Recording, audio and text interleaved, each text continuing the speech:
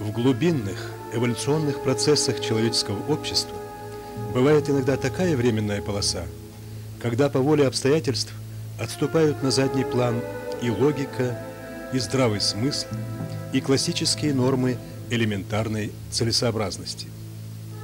В такой атмосфере возникает состояние, близкое к тому, что в космологии называется невесомостью. Но в отличие от невесомого состояния человека, возникающего в кризисной земной ситуации, космическая невесомость не влечет за собой психологической подавленности и выхолащивания человеческого достоинства. Мы знаем, до какой степени этой моральной угнетенности и унижения дошли наши соотечественники в черные годы безраздельного господства зла. Людей лишили голоса, свободы, правды и мечты.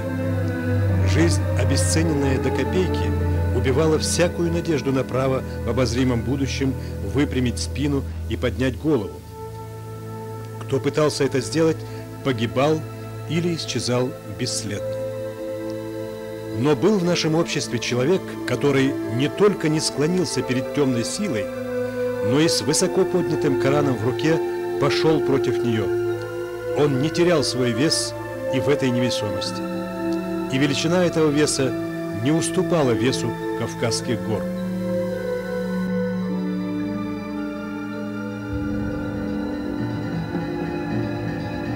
То, что происходило в Чечне на рубеже 20-21 веков, освещалось в десятках документальных фильмов, многочисленных печатных изданиях и электронных СМИ. Казалось бы, ничего не осталось без внимания, если, конечно, смотреть на все это из прекрасного далека. «Большое видится на расстоянии», – писал Есенин. Но не все его, к сожалению, увидели тогда ни на расстоянии, ни вблизи. А между тем над всеми нами начинала нависать большая беда. Беспредел и анархия, царившие в некогда цветущей, а ныне разоренной республике, рано или поздно должны были прийти к своему логическому концу национальной катастрофе. В данном случае ее лик просматривался не в море или голоде, в том, что еще страшнее – в войне. Когда у предыдущих вершителей судеб нашего народа, случайно оказавшихся на вершине власти, не хватило ума, чтобы остановить этот бег в пропасть, появился Спаситель, который стал против этого мутного течения и сказал: «Остановитесь, образумьтесь, пока не поздно».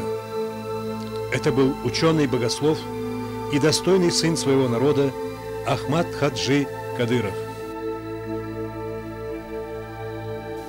Только тонко чувствующие и масштабно мыслящие люди смогли еще тогда, в начале 90-х годов, разглядеть в этом неутомимом борце за чистоту ислама ту духовную и моральную мощь, которая будет под силу вывести тяжело больное общество из политического кризиса.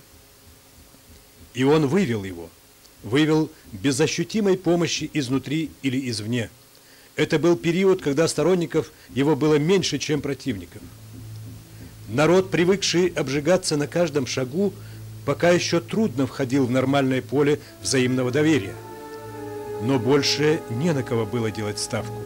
Это была та последняя спасительная соломинка, которую дал нам Всевышний, чтобы достойно выйти из беды и уже навсегда. И народ пошел за ним. Вначале неуверенно, с оглядкой, затем все решительнее и смелее по мере его роста как лидера и благодаря тем решительным и смелым шагам, на которые он был способен. Пожар войны ему удалось затушить. Даже самых непримиримых он сумел убедить в том, что мир и процветание вернутся на нашу землю лишь тогда, когда вместо автоматов люди возьмут в руки строительный мастерок и лопату. Он сумел вдолбить в упрямые головы доморощенных и закордонных врагов Чечни, что мы всегда будем глухи к их ядовитому лаю и что с нами можно разговаривать только на языке добра и справедливости. И этот голос услышала Москва. Президент Владимир Владимирович Путин, который безраздельно доверял ему и уважал его, заставил повернуться всю державу лицом к нуждам Чечни.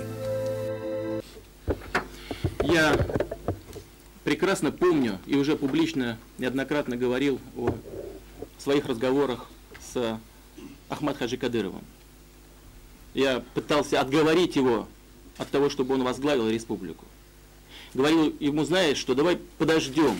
Еще очень много проблем. Проблем безопасности, проблем нарушения законности, проблем восстановления экономики, социальной сферы. И все это будет на твоих плечах, на твоей ответственности, даже если ты не будешь в состоянии что-либо сделать самостоятельно.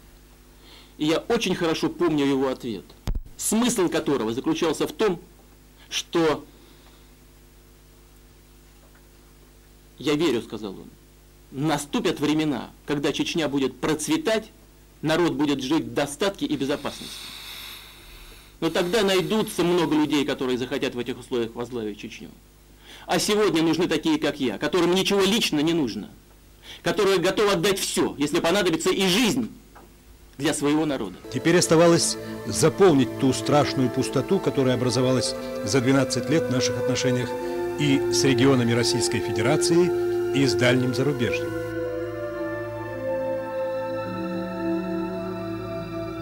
На пробы с упрощенными вариантами у него не было времени, и он предпринял самый сложный по дипломатическому уровню визит в неповторимый и величественный город России Санкт-Петербург. Это был август. Уходящее лето предоставило в его распоряжение 3 самых красивых своих дня – 26-й, 27-й и 28-й. Итак, позади было 2 года и 2 месяца руководства Чечней, и оставалось ровно 7 месяцев до осуществления самой заветной его тогдашней идеи всенародного референдума. Центральная пресса, радио и телевидение не пожалели тогда ни времени, ни красивых слов, чтобы описать его пребывание в северной столице. Достигнутое тоже не забыли оценить.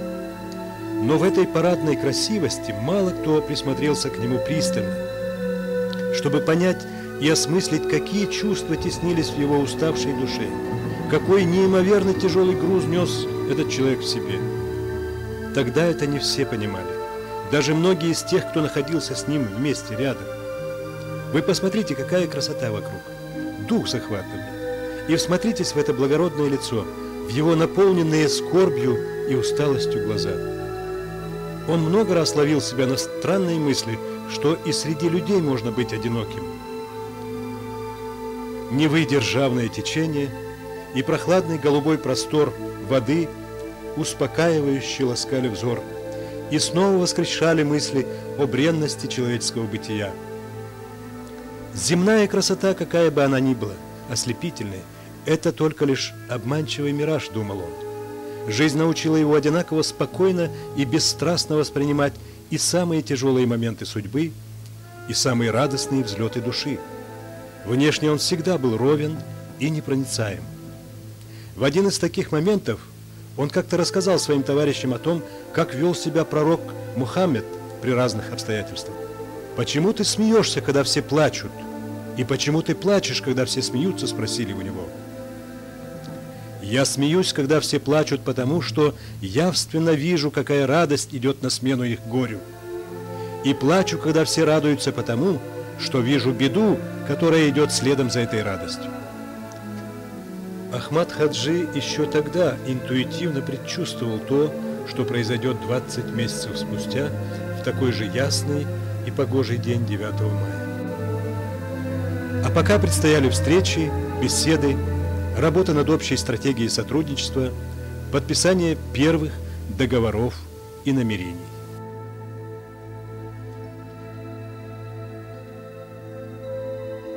Только лишь в сказках люди растут не по дням, а по часам. И рост этот связан всего лишь с увеличением массы тела, но не ума. Ахмад Хаджи Кадыров был исключением даже в этом.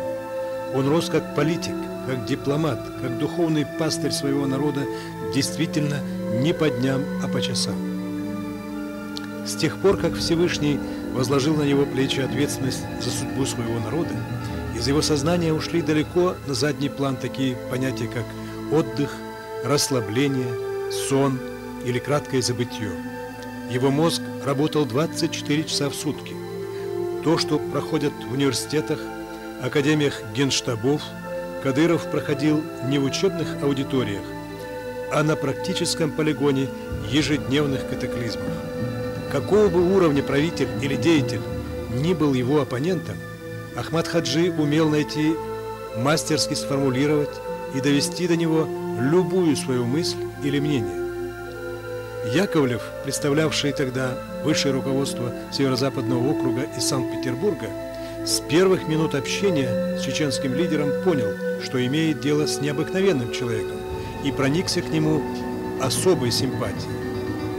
По любой позиции начавшихся интенсивных переговоров у Кадырова было свое продуманное предложение. Его способности глобального обобщения и трезвого анализа всех обстоятельств во много раз ускоряли принятие решения по тем или иным документам соглашений. По существу, этот визит Кадырова был прорубкой окна в европейскую часть России. На практике удалось прорубить не только окно, но и широко распахнуть петербургские ворота. Пакет соглашений, подписанных в ходе визита, открывал большие возможности по эффективному сотрудничеству в социальной сфере, экономике, здравоохранении, образовании и по многим другим направлениям. Особую радость доставило Кадырову то, что удалось договориться о ежегодном вывозе на отдых в Санкт-Петербург детей из Чечни. Сказать, что атмосфера, царившая на церемонии подписания, была теплой, это значит ничего не сказать. Она была братской. 2 года практически прошло с того момента, когда мы принимали такое решение о взаимодействии. Мы все вместе должны сделать все необходимое для того, чтобы, во-первых, был мир и спокойствие. Администрация, правительство влияют на ситуацию, и надеемся, при поддержке российского правительства, при поддержке огромного президента России, при поддержке субъекта Федерации, отношения будет меняться, и будет меняться самым активнейшим образом. Для нас очень важный факт подписания этого соглашения, именно подписание с руководством Петербурга. Я надеюсь, что это соглашение будет работать в пользу и Чечни, и Петербурга. Спасибо вам еще раз. Хотели вам передать, пусть напоминает. Ну и учитывая, что время пошло, Отсчитывает. Отсчитывайте время, да. Спасибо. Спасибо. Идем не подходим. Я думаю, кавказский кинжал – это ручная работа, чтобы он всегда был в норме. Чтобы его не вытаскивать. Чтобы его не вытаскивать. Чтобы как сувенир был. Мы знаем, что делает она, когда вытаскиваешь. У нас в области так положено. В отличие от многих руководителей, Ахмад Хаджи не уходил от каверзных вопросов, ему нечего было скрывать, и он не привык кривить душой. Некоторые пресс-конференции изматывали его иногда до изнеможения. Он один выходил на схватку за весь свой народ. И как бы ни изощрялись в ехидстве всякие там шустрики, истина, исходящая из его уст, начисто отметала всю грязь клеветы, возводимой на Чечню и чеченцев.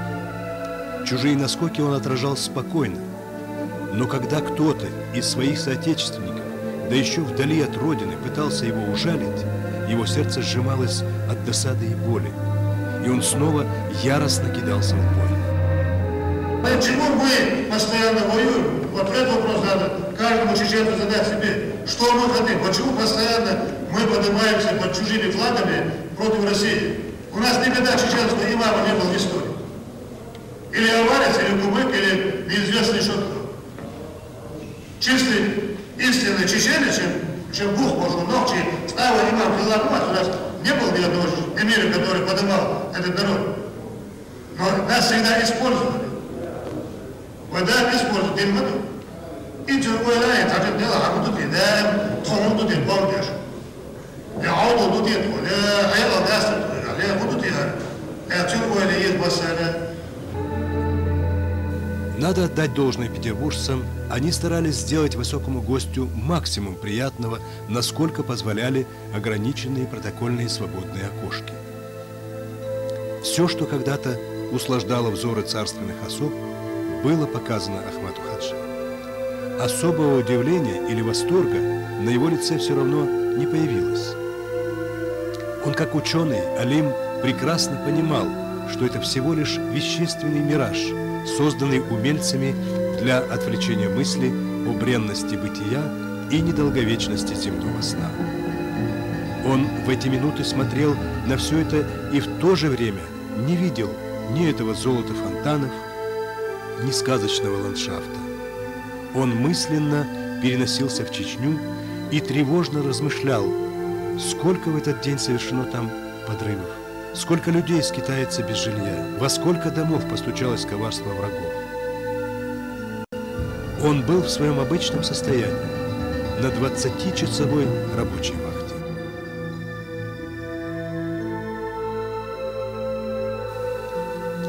Мысли алима и в бдении, и во сне всегда витают вблизи Всевышнего.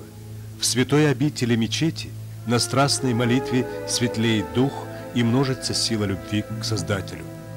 Эти незабываемые минуты для Ахмата Хаджи бывали самыми сладостными, и потому, где бы он ни был, он спешил туда, где можно пообщаться с небом.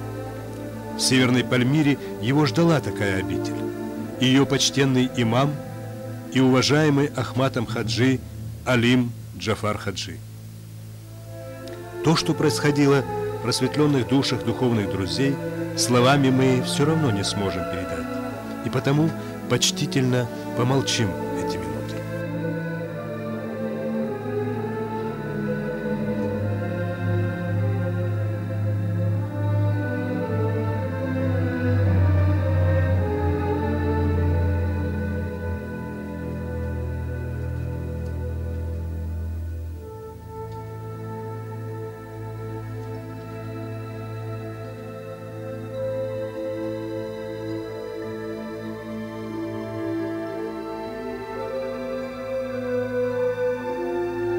Подаяние и милостыня, исходившие от Ахмата Хаджи, не имели конца и не имели пределов. Этот парс доставлял ему особое удовольствие, и здесь он был традиционно верен своей благородной привычке. Изумительный ковер тончайшей работы, подаренный им мечети, лег рядом с дарами королей, президентов и принцев.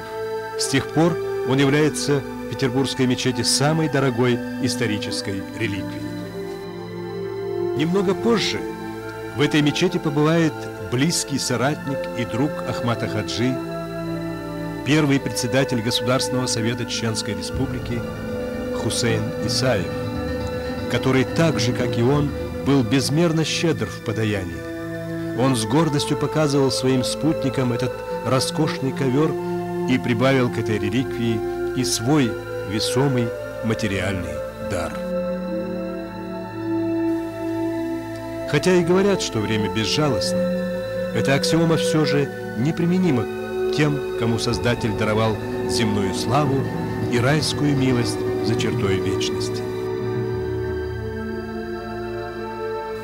Когда многое стирается временем, и с героем повествования уже не суждено встретиться, остаются люди, которых он любил и уважал.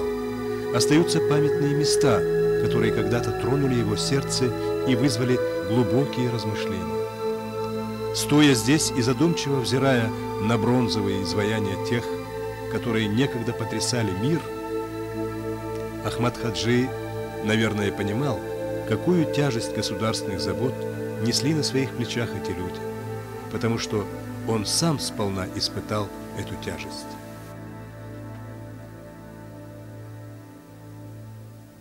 Хотя и говорят, что время безжалостно, эта аксиома все же неприменима к тем, кому Создатель даровал земную славу и райскую милость за чертой вечности.